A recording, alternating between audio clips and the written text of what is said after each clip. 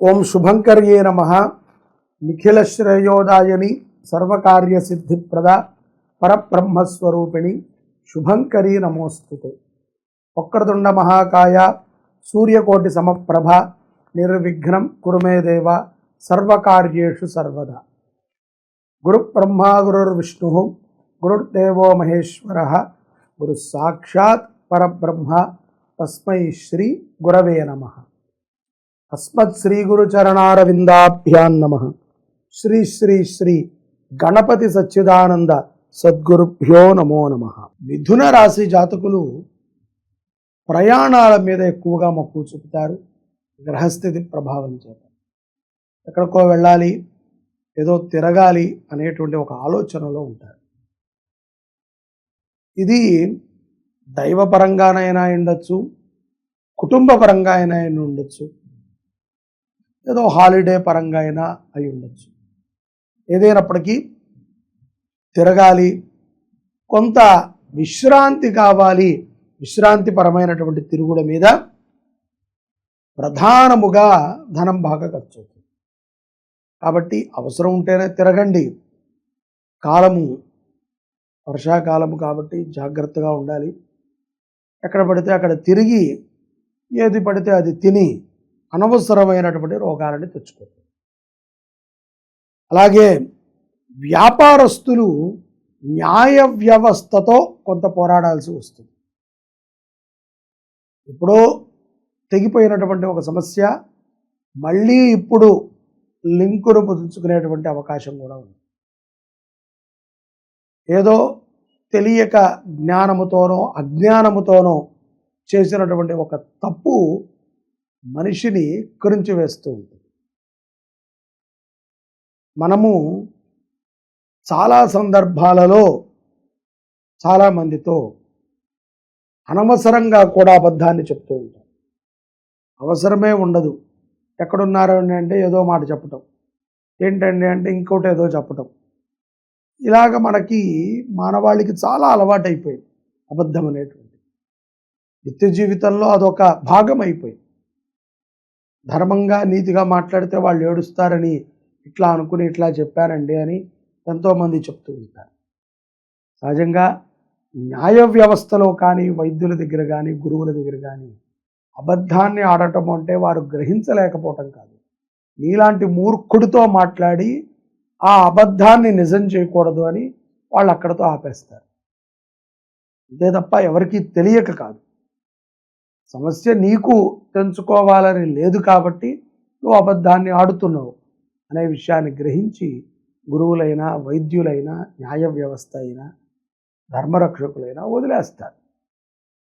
అలా వదిలి వదిలి వదిలి మనం అనేక అబద్ధాలకి మనము ప్రాధాన్యతనిస్తూ, ముఖ్యంగా అబద్ధాలని ఆడకండి.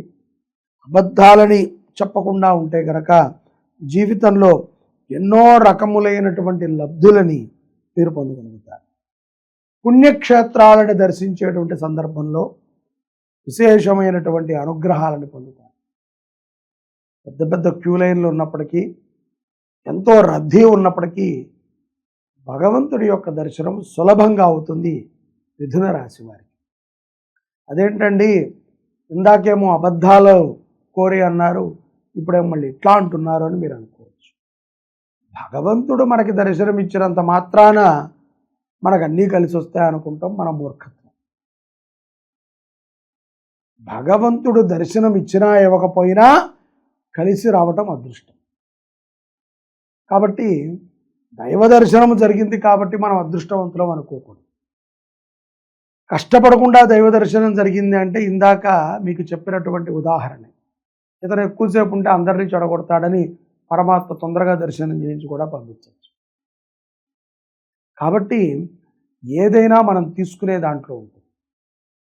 ముఖ్యంగా భక్తితో ఉండటం అనేటువంటిది మిథున రాశి వారికి చాలా ప్రాధాన్యత. తల్లిదండ్రుల యందు అగౌరవంగా ఉండకండి, బాధ్యతగా ఉండండి. మన తల్లిదండ్రులు అంటే ఒకటిను, మన యొక్క భార్య తల్లిదండ్రులు అంటే ఒకటి అనే భావన కాదు. తల్లిదండ్రులు ఎక్కడైనా తల్లిదండ్రులే.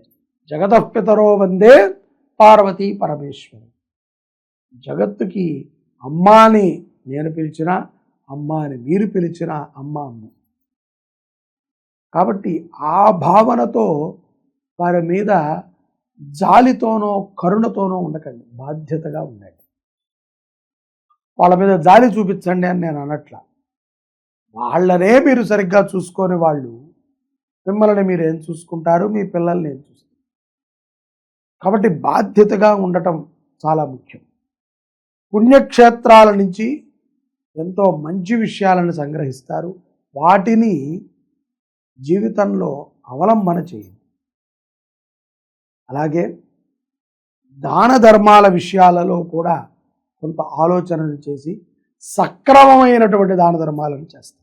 అన్నదానము చేయటంలో మిథున రాశి జాతకులు ఆగస్టు మాసంలో ముందంచెలో ఉంటారనటంలో ఎటువంటి అతిశక్తి.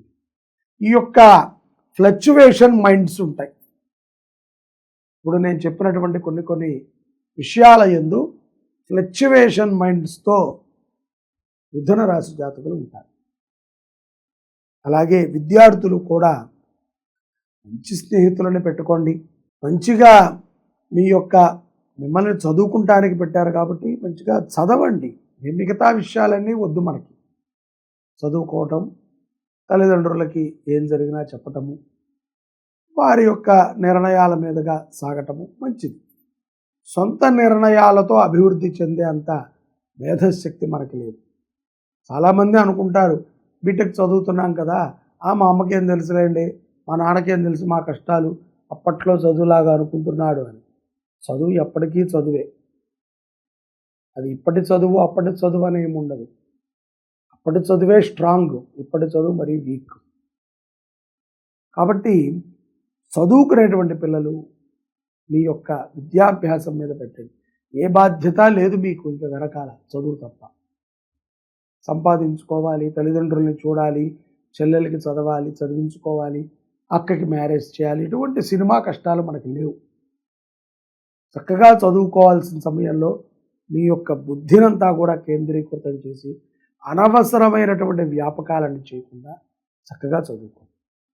మంచి భవిష్యత్తుని సాధించగలుగుతారు విద్యార్థులు. నదీ స్నానములు చేయటం అనేటువంటిది చాలా విశేషము మిథున రాశి జాతకులకి.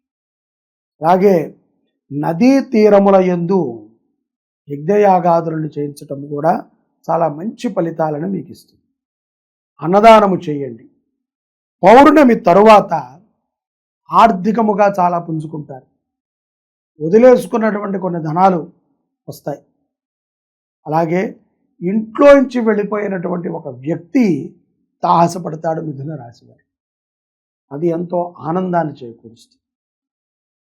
పారిపోయారంటూ ఉంటారు కదా, చిన్నప్పుడు తప్పిపోయాడండి, లేకపోతే 3 సంవత్సరాల కిందట ఎక్కడికో వెళ్ళిపోయాడు, మళ్ళీ ఇప్పుడు వచ్చాడు.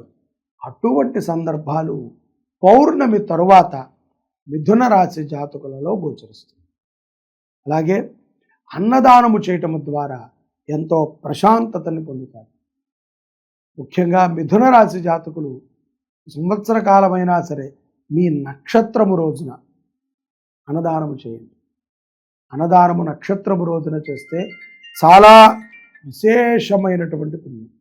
అన్నదానము నక్షత్రము ఉన్నటువంటి రోజున అన్నదానం చేయడం ద్వారా ఎంతో విశేషమైనటువంటి ఫలితాలని మిథున రాశి జాతకులు పొందగలుగుతారు.